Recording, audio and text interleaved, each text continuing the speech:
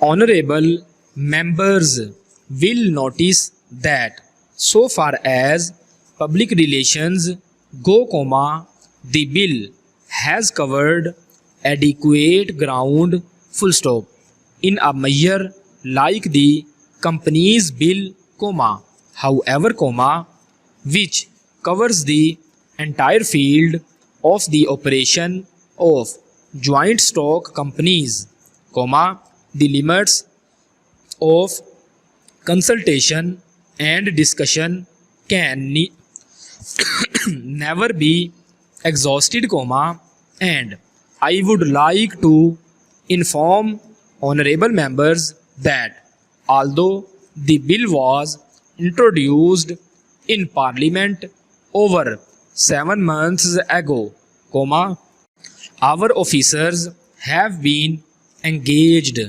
throughout this period in further studies and informal discussions with the interests concerned, and on occasions I have also participated in such discussions, I have also given some further thought to some of the issues arising out of the bill, and I propose at the appropriate stage to bring before the select committee any changes in the provisions of the bill which seem to me to be worthy of consideration in the light of this further examination, full stop.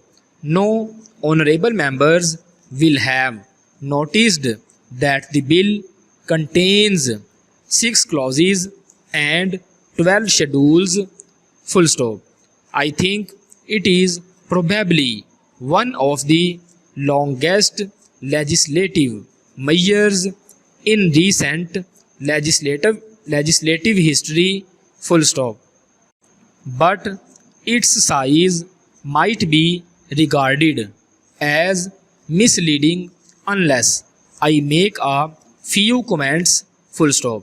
The bill is both, one must remember, a consolidating and amending measure, full stop, as mentioned in the statement of objects and reasons, this is the first opportunity which has occurred since 1923 for the consolidation of the Companies Act, full stop.